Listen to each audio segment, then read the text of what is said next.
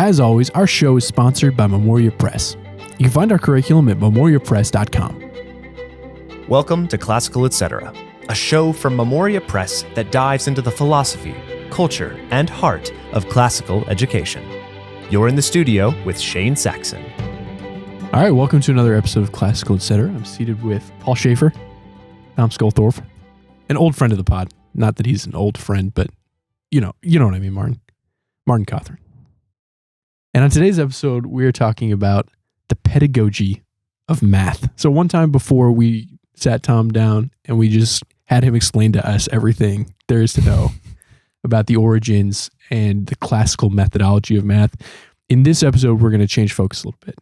We're going to talk about math as it's used in classrooms, how school administrators should think about math, how homeschooled parents should think about educating their parents with math, a little bit more of the practicalities of math education in a classical situation. But before we get there, Martin, have you been reading anything interesting lately? I'm not sure if I'm reading it. Well, okay, yeah. I'm reading Zorro. Oh. The original story by Johnston Macaulay that was originally called The Curse of Capistrano. Mm-hmm. And it has to do with, it's a Mask Avenger figure, one of the original Mask Avenger figures. Mm-hmm. And just how I'm reading it because I'm interested in this whole idea of how masks operate in literature. The good guy who's in a mask everyone thinks is the bad guy. And yeah, that sort of thing. So I love it. Have you read it before? Several times. What do you think of the film adaptations? I don't. Okay. On this topic of masks, does that mean that we will be going to see the Phantom of the Opera with you at some point? I have to say, I have never seen the Phantom of the Opera, and I am actually not familiar with that story. It just occurs to me that I probably need to watch that. Are you open to musicals at all? Oh yeah, I love musicals. Okay. Absolutely. Yes. Tom, you read anything interesting recently? I'm getting my taste of Jane Austen. Oh, wow. Pride and Prejudice. And then I plan to read Persuasion. And then, I'm enjoying that. I've never read Austen before. Seen the movies, Pride and Prejudice, Sense and Sensibility. But sure. Yeah. What caused you to want to read Jane Austen? Well, it's one of my wife's favorites. Okay. And we typically read for pleasure together. Oh, wow. And that coupled with the fact that I enjoyed the movie a lot. The Keira Knightley adaptation. Sure. I don't know. Well, now that I'm halfway through the book, I think the adaptation was pretty good. Sure. Now, Sense and Sensibility, is that the Emma Thompson? Yes. That's one of my favorite movies. I love that movie. Yeah, that movie was good too. Yeah. All right. Paul, what have you been reading lately? Most recent was Zorro because Martin roped us into a discussion on it, which is happening soon. So I churned through that one last weekend. But it actually made me go, you know what? I need to read more swashbuckling tales every once in a while. Listen to them. I need to listen to them. Yeah. Because it made my day when I was just working on the farm listening to this. Like, it just made it go by so fast because I was completely enthralled in the story. And when you're reading the sort of the complex tales or the classic tales, sometimes you don't get as deep into them because you're trying to figure out everything else that's going on. Yep. Whereas this is sort of a straightforward, engaging tale, which I think in our modern sort of world, we expect that sort of engagement only in like movie form, but you can absolutely get it when read. And this one was read poorly. I got the LibriVox version, not the Audible version. But the story itself was still enthralling to me, to the point that I even hurt my shoulder clearing fence lines and didn't even realize it because I was just I was more focused in the story that I was listening to than what was going on around me, that I was muscle memory doing. Yeah, that's dangerous on a farm. If you're going to listen to the story, it needs to be the one read by B.J. Harrison that's available on Audible. That's the good audio. If you enjoy laughing about mispronunciations of Spanish words, the LibriVox versions. I've read a few LibriVox books using it just because, they have a lot of things and some of them are truly terrible. Yeah. Yeah. But some of them are decent. I thought it was decent, but I had to laugh every once in a while by pronunciation choices. Yeah. So you speak Spanish, Paul, right? So right. Yes. But I think anybody who lived in California knows, the pronunciation of place names would at least have a little bit, but obviously this person seemed to be from Virginia or something. Sure. An Easterner. Yeah. And that's where the story takes place in Southern California. And I grew up in Southern California, and I've been to all those places that are mentioned in the book. But it's back in the time where the Spanish are running California and, of course, not doing a very good job of it. And they're really oppressing the church at that time. It's an interesting historical period, too. Yeah. But I noticed that none of you are reading books about math. No, not right now. I have a list of books, but unfortunately, I teach too much. Yeah, I get that. So let me, before we go into our math conversation, I want to ask each of you a question to set the table for anyone listening as they reflect on their own self, as they receive this conversation. And that is, Martin, do you consider yourself a math guy? No, whatever is the opposite of a math guy is that's what I am. Okay. No, I'm very much a humanities person, but I think there's everybody has to have at least some. I mean, the world is really split into two types of things: qualitative things and quantitative things. And so, Plato makes this argument in one of his dialogues. I think it's in the Republic, actually, about the importance of mathematics in order to understand the eternal forms. That math education is absolutely essential, and he goes through this whole thing on the quadrivium, the mathematical arts, and how important those are to understanding ultimate things. And that's in addition to other things he says about, but because half the aspects of the world are quantitative, So we have some obligation to think about math and hopefully to think mathematically. Tom, are you a math guy?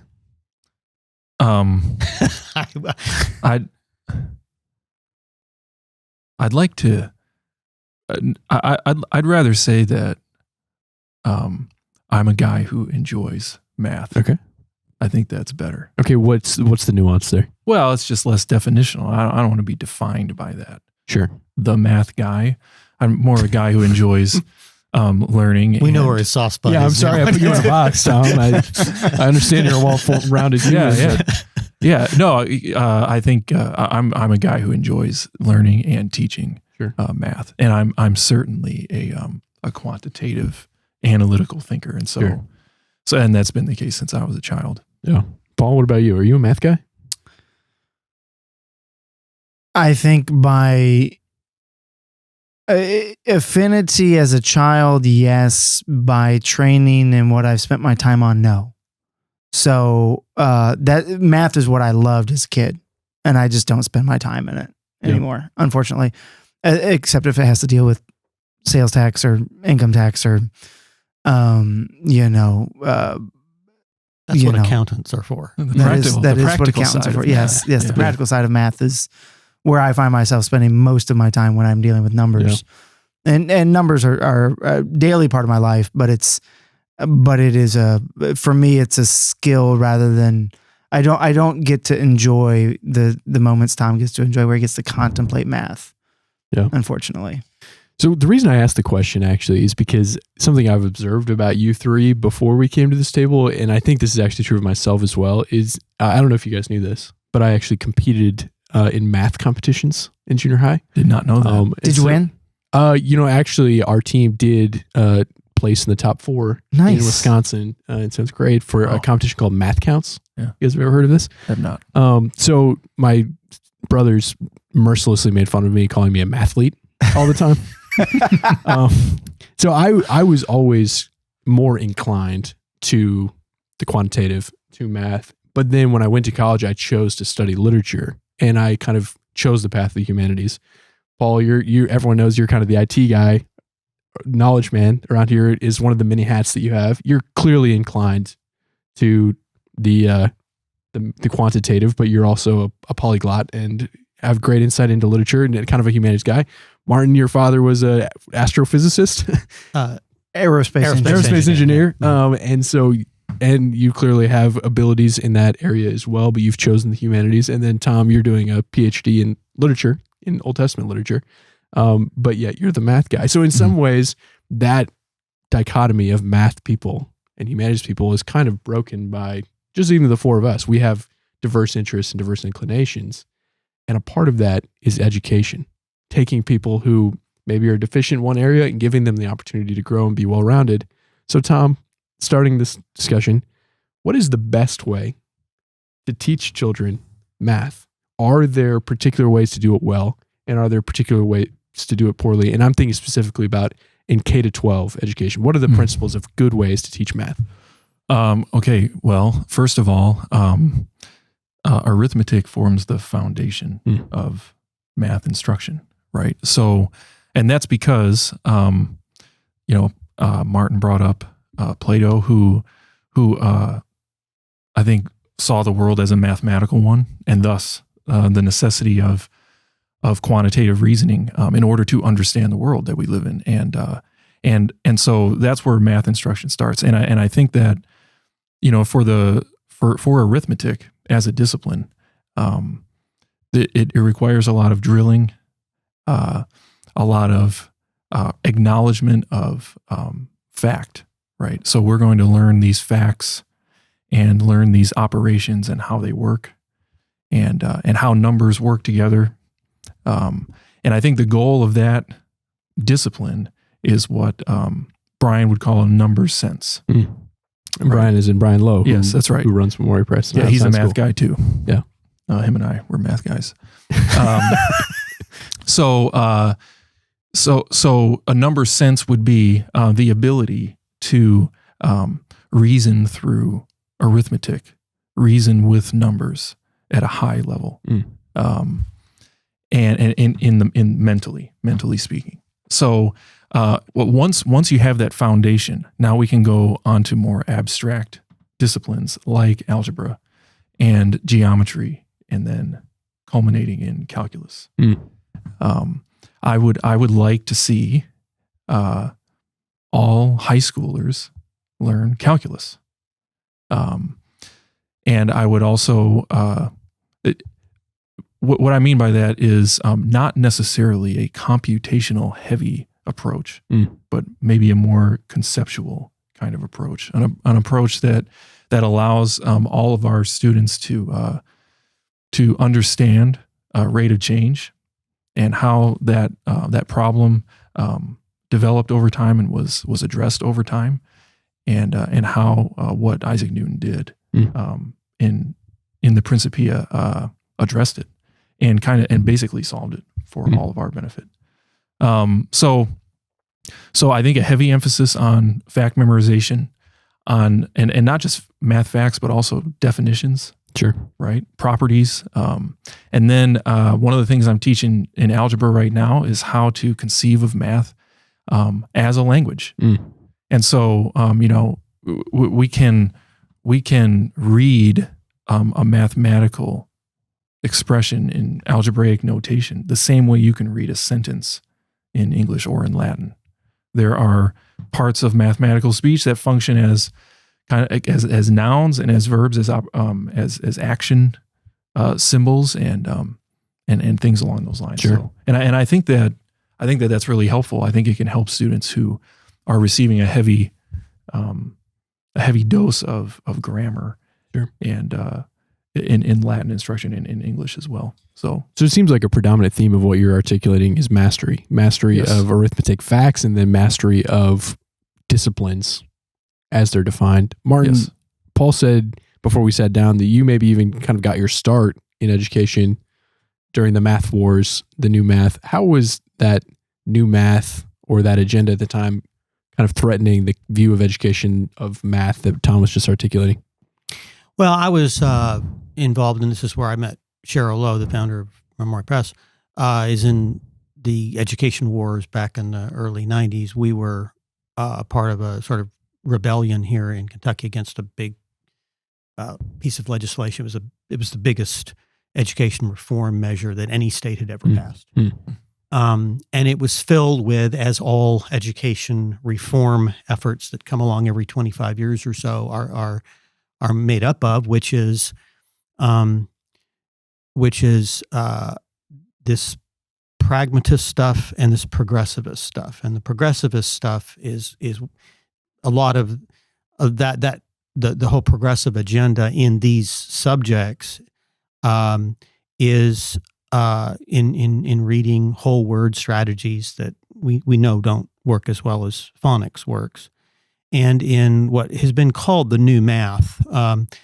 And there was a book put out on this in 1973, I believe, by Morris Klein, which is very, very descriptive and can be understood by somebody who's not a math expert.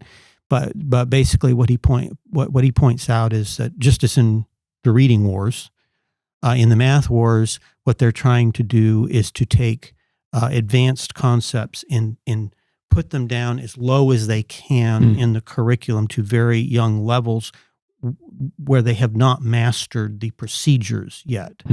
The procedures are sort of the apparatus by which you can understand these more advanced concepts. So they wanted to take mathematical things and drive them down into the lower reaches of arithmetic. And for example, like introducing like a variable in third grade. Yeah, something like that. Yeah, conceptual things before they mastered the basics, and not just not helping them master these procedures so that they can use those to move on to the more advanced things. It's this fallacy in education between the order of knowledge and the order of learning. Mm-hmm. The order of knowledge is what's the most important thing. The order of learning is what's the thing you do first.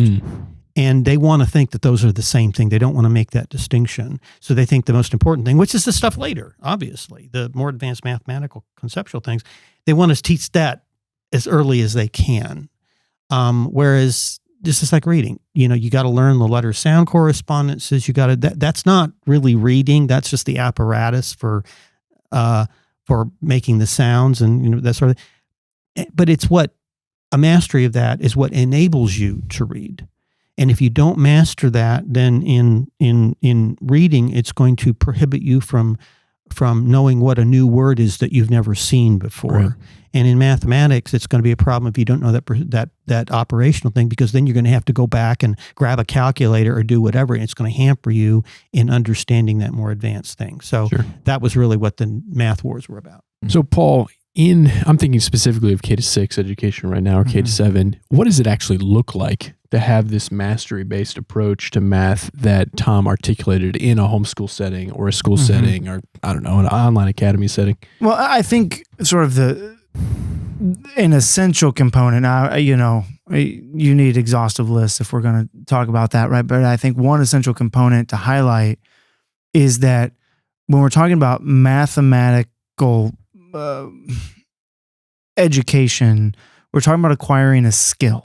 So, right, Tom's talking about learning to read mathematics as a language, right? And so that this equation signifies a meaning to you in the way you read it, right? And you've got action items and substantive items, things like that. And so in any skill, you master that by doing it again and again and again, right? You don't become a champion figure ice skater by staying in the bleachers, right? You got to get out there in the ice, right?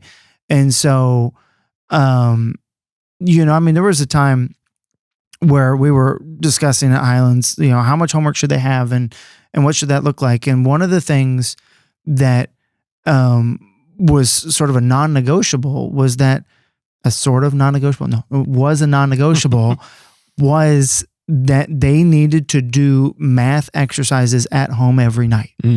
Because they have to work that out for themselves. So it needs to be done in class again and again and again, but then outside of class, they need to work it again and again and again to finally get to that competence. So it's one thing to say, I understand what's going on. A student can legitimately understand what the operation of multiplication is without being able to actually multiply anything, right? And so, especially in a K-7 sort of age range, like that That's the, I mean, you need to do it past 7th grade too, because when you're working with a new concept in algebra geometry, like you need to do it again and again and again for you to get that to master that skill, for that skill to become part of your soul. And I think that's sort of the number one thing. I was recently having conversations with teachers about it because I could tell in a class that, they felt like they had covered the material. And I said, because you have this allotted amount of time, don't feel like you're filling the time by saying, well, let's do another exercise. Let's do another exercise. No, that's exactly what they need is another exercise, another exercise, another exercise. Let's do another problem, another problem, another problem. And so that the student gains that skill. And so that would be the major thing I'd harp on. Tom, I'm going to ask you a couple of questions that are informational that I haven't prepped you for. Okay. So we'll see how this goes. What is the digit through which students should have all the multiplication tables memorized? Well, I would agree with the standard that Highlands here sets, and that is 12. Yeah.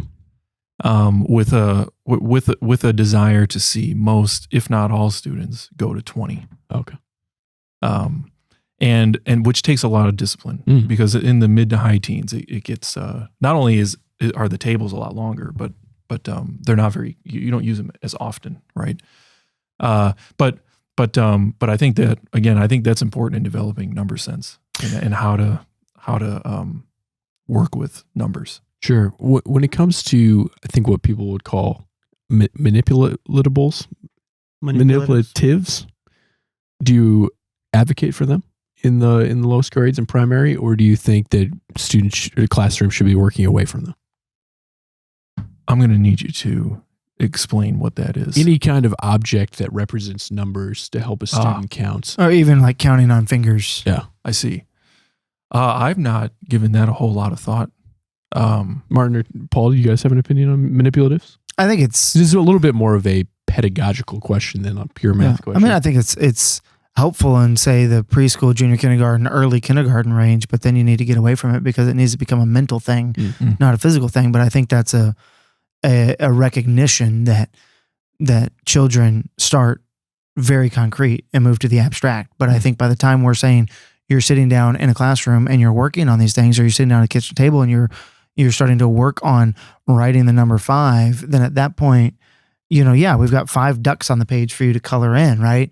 And it's great to, pull out 5 apples and say this. When we say 5, we mean this many, right? But you quickly get away from that as soon as you start talking about, when you move from recognition of numbers to actually using numbers to add or subtract. So would you recommend, like a 3rd grade teacher, for instance, they're teaching 8-year-old students, in an ideal situation, is that teacher like calling out a student who starts counting on their hand, or no? I would discourage it. Yes. Yeah. I mean, you're moving from the concrete to the abstract. So what the manipulatives are doing are helping you with that concrete stage. But by the time you should be out of the concrete stage, you shouldn't need manipulatives. Yeah. But at the same time, when you're learning, fractions and percents in 5th or 6th grade, right? Like, it's great to put up a pie diagram and cut it into 4 and show this is what we're talking about. Like, but again, we're going from, in that particular case, from a concrete into the abstract. So as soon as we understand, okay, this is what a fraction is, that a half is greater than a fourth, right? Even though it's a 2 instead of a 4, right? Once we understand that, then we need to start being used to the language of mathematics, what Tom's talking about, and doing that without the crutch of that concrete. Right. I mean, and I've taught logic for many years, and so when you're trying to explain that process, which is abstract, you start out with a few concrete things, and you start out with I use Euler's diagrams with circles and where the circles intersect, and coloring where the circles to indicate what the conclusion is saying with these 2 premises that are represented by the circles. But that just at the start, so that you can just basically get the conceptual thing and maybe see it in your mind that way. And you don't have to do Euler's diagrams for every argument. And if you can't leave those behind, then there's a problem. So yeah. The concept of quantity is really what you're trying to get at early on, right? And I think that helping early students, or real early, K1, 2, to see the correlation between the concept of quantity and the world in which we live, which is quantifiable, right? How many items is that? What do we mean by how many, right? I think that's very helpful. But yes, we need to be able to work with these ideas in the abstract. So I in my own house, I discourage hand counting for sure. And really it's from the beginning. Speed drills have been an emphasis in recent years at Highlands Latin School. What's the benefit of focusing on speed drills? How important are they? And do you have a sense of the goals that students should be achieving in speed drills in the lower grades? I would say that speed drills are an indicator of ability when it comes to number sense, right? So it's not just memorization. It's how quickly can you work with these numbers? So my favorite kind of speed drill is a mixed operation, where they're getting hit with add, subtract, multiply, divide randomly, with numbers less than 20 or under. Because now if you give them a sheet full of addition, they can be kind of in addition mode, or multiplication. I'm in multiplication mode. But if every time I look at one, I have to pay attention to the operation and I have to recall, or I have to work with it quickly, the speed indicates the level of sense that you have to work with numbers. Accuracy would be, how well do you know the facts, or just how good are you? How good are you at working with the numbers? So I love speed drills. I think students should do them every day, and they should be doing 100 problem speed drills. Sure. That's what I did in school, was 100 problem speed drills. Mm-hmm. Yeah, because one of the things that Morris Klein says is that because you want to do this in a way that is automatic, that those basic functions that you're using as the tools to understand the higher that you just make those automatic. So what Klein says in Why Johnny Can't Add is that the goal is not to think more about arithmetic.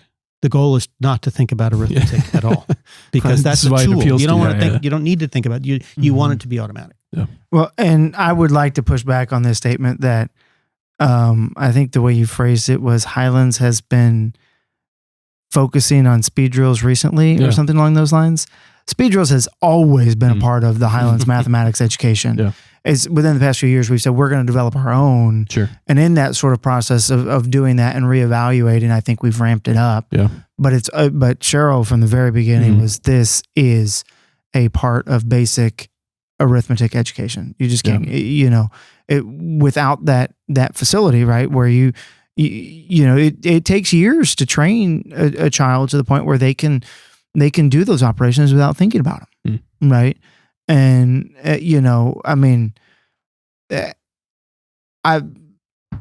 forgive me, I'm going to bring up the farm, right?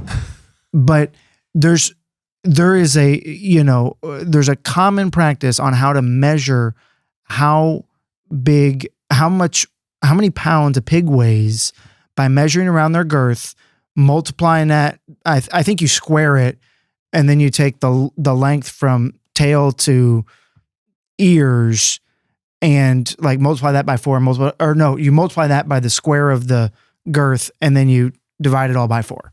Something along those lines. Well, I mean, those are operations that you have to know what you're doing, right? I mean, when you take a steer to the processor, well, he may be 1,200 pounds going in, but then you're going to lose 40%. And the processor will tell you this: you're going to lose 40% when before we even hang it, and then once you hang it, when we cut it up into finished cuts of meat, you're going to lose another 30%. And you start going. And I mean, you need to, in that moment, you have to be able to make a decision of, okay, this is going to be worth my while, or it's not, or I'm going to have a lot less meat than I promised to my customers, like that. This is not just for the academics, right? And everybody's going to need to be able to make those sorts of mental math judgments on the fly. I had a crew of Amish guys come out and build a sunroom for me several years back. And I drew up what I wanted it to look like. And he said, no, they just come out and said, what do you want us to do? And I showed him the picture. I said, can you do that? And this is a 5-wall structure, a cut-off octagon, essentially, coming out from the house, and with a hip roof that comes out halfway. The peak of it comes out halfway, and it slopes down 5 different ways. So you have these odd angles. In addition to that, it was built on a deck that had been, and the deck was off by several inches in several places. So this, and I said, can you do that? He said, yeah, I can do that. So they start working, and they get out there. They build it in 2 days, and they're out there. And I was very curious about how they did this, because these guys they only have an 8th grade education in Amish country. So they're barking numbers. You got a guy down the ground. He's got a saw, and they're barking the numbers out. It's like a language in and of itself, and it was almost like singing.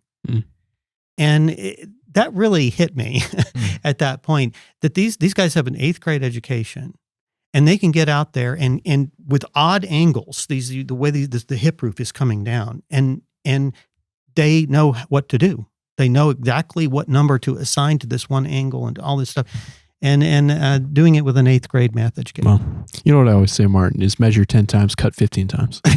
So that's about way. Yeah, I agree. I'm with you. Let's move on from arithmetic. In algebra, that's typically where our students go.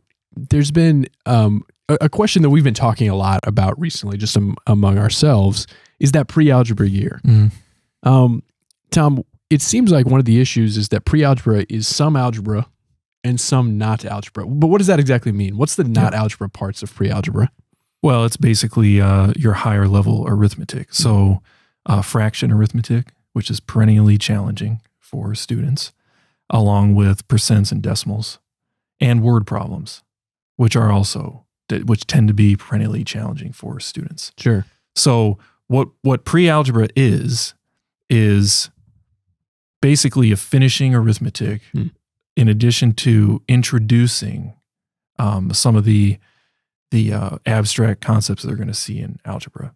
Sure. One of the things that's apparent here as well is the fact that that is the reality of, thanks to René Descartes, analytical geometry, which is basically the marriage of algebraic notation and geometry, right? So, what I do, one of the things I do with students is I'll write a 3 on the board, and then I'll put a dot on the board 3 units from the origin on a number line.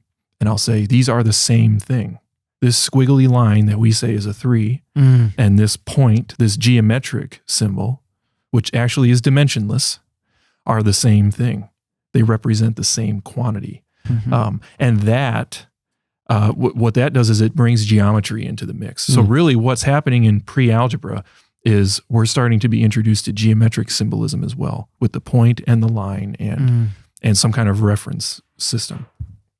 All great things, but this is one of the things that I've considered in my own thinking is the proper place for geometry in the curriculum. Do we do it after algebra or before?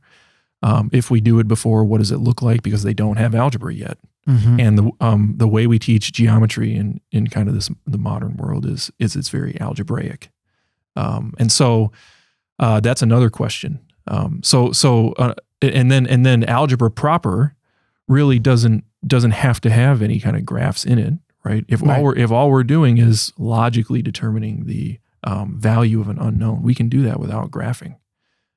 But the graph brings a certain concreteness to the process that is really helpful for students, right? What's the solution for this linear equation? Well, it's all the points on this line, right? Which is actually an infinite number of solutions. So all of these things, there is a sense in which they kind of start to marry together post-arithmetic.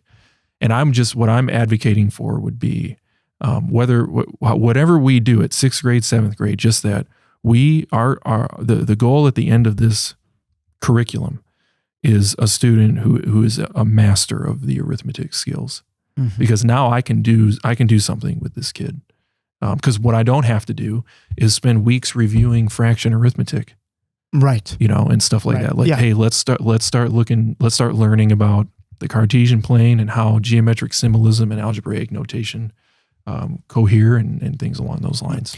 I've always wondered in this question, and you, this is not a question which has a universal solution that everybody agrees about in terms of when you teach geometry, where in the sequence you do that.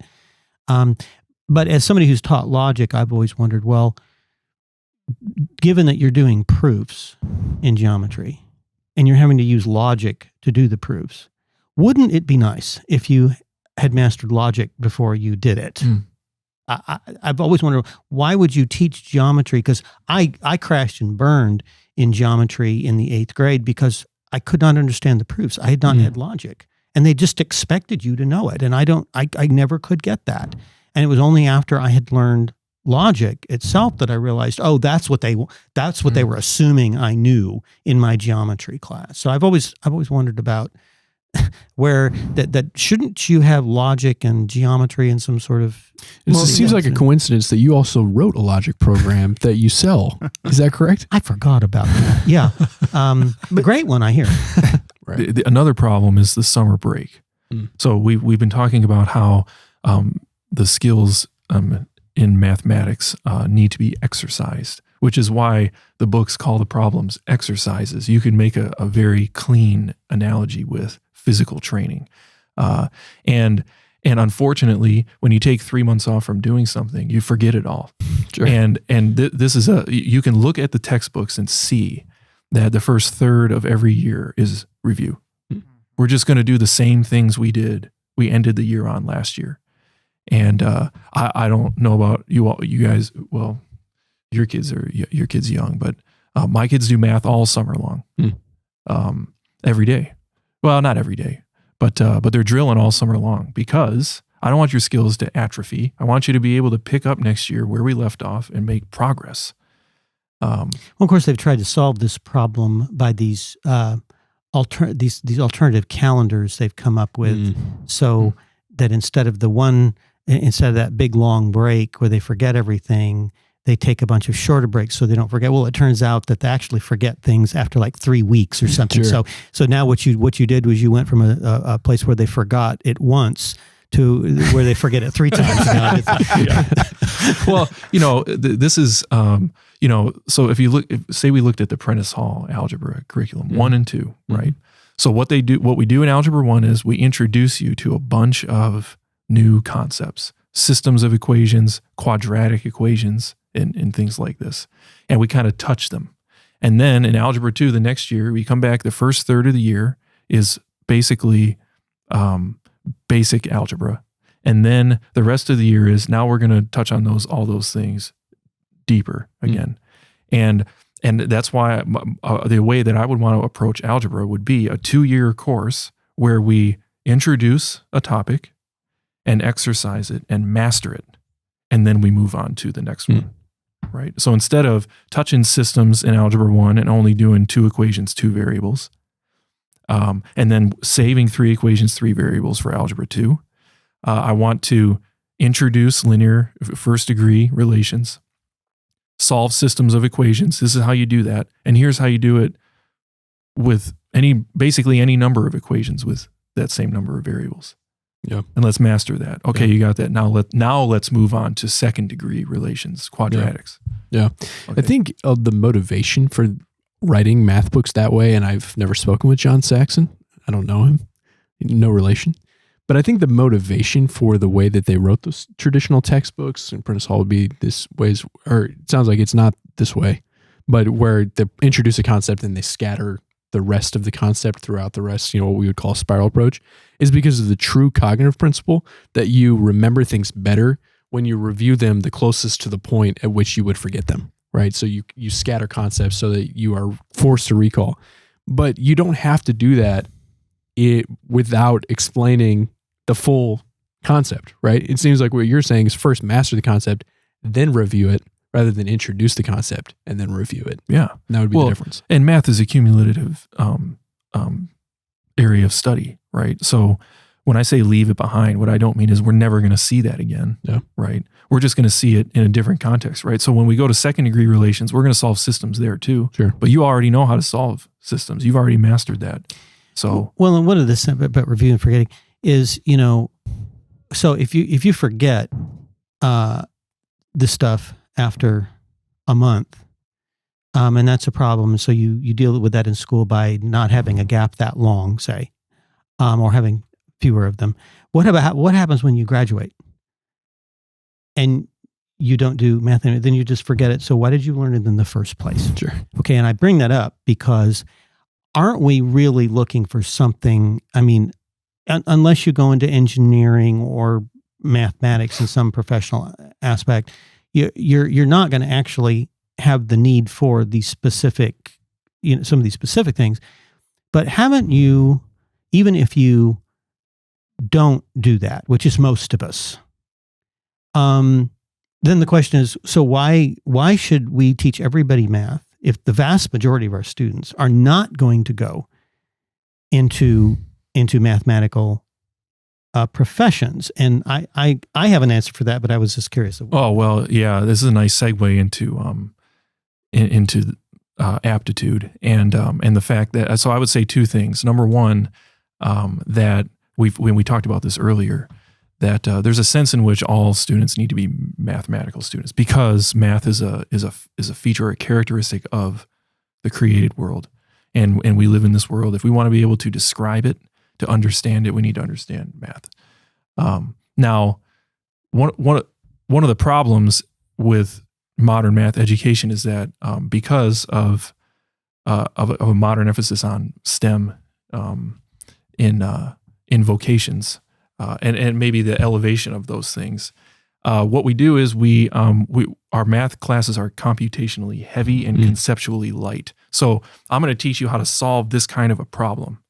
You don't really need to worry about understanding what a derivative is. Just can you do one, right? And that, I think, is a problem. So I'm going to introduce a lot of concepts. I'm going to throw them at you fast, and I'm going to basically turn you into a calculator. Now, when you learn math like that and you stop, it's dumped. And so when I was done with undergrad, I was a physics undergrad, did a lot of math. I didn't do any math again for over 10 years. And when I came back into this setting, I had to do some review.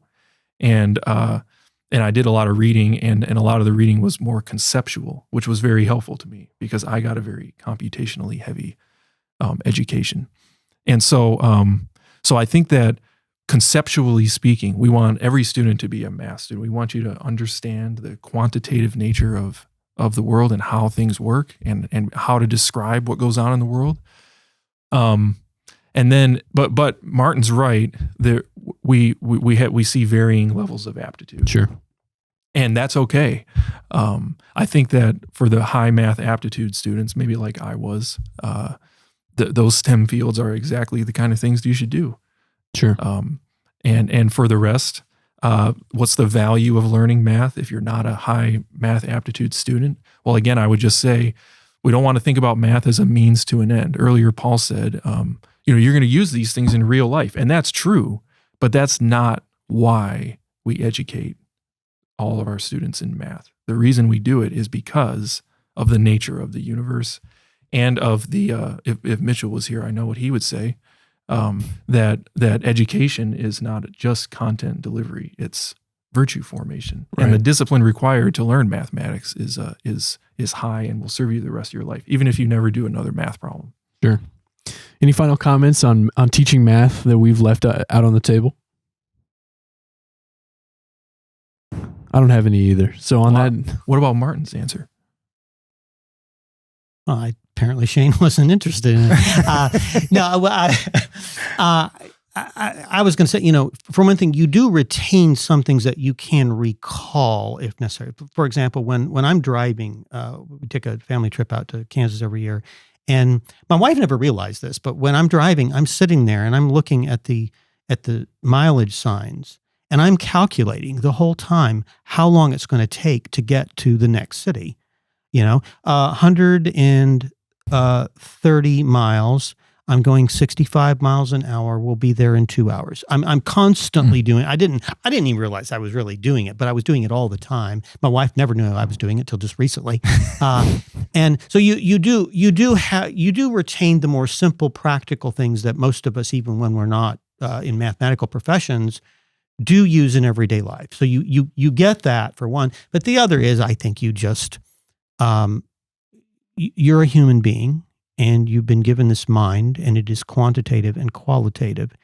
And I think it's your moral responsibility to develop that as well as you can. And so I think even if you can't retain the specifics, you have created capacities in your mind that you can use, even really sometimes on non-mathematical things. I mean, but there is a quantitative world out there, and you're able to think about things differently. I mean, that's part of what disciplines do, is just open a wider window on the world. And I think math does that on the quantitative side, just like literature does it on the qualitative side. And I think just in the same vein, right? The knowledge is worthwhile knowing for its own sake. Yes. Right. And this is why we want our kids to learn arithmetic, so that I don't have to answer the question, how long until we get there? Yeah, exactly. Look at the mileage sign and figure it out. Yeah, exactly. And I have said that very thing. Yeah. Awesome. Well, thank you guys for having this conversation. I've enjoyed it. Thank you for listening to this episode of Classical Etc. If you enjoyed this conversation, please consider liking this video. If you want to join the conversation, then you can comment below. And if you want to stay connected, please subscribe to our channel. I hope you enjoyed this show, and we'll see you next time.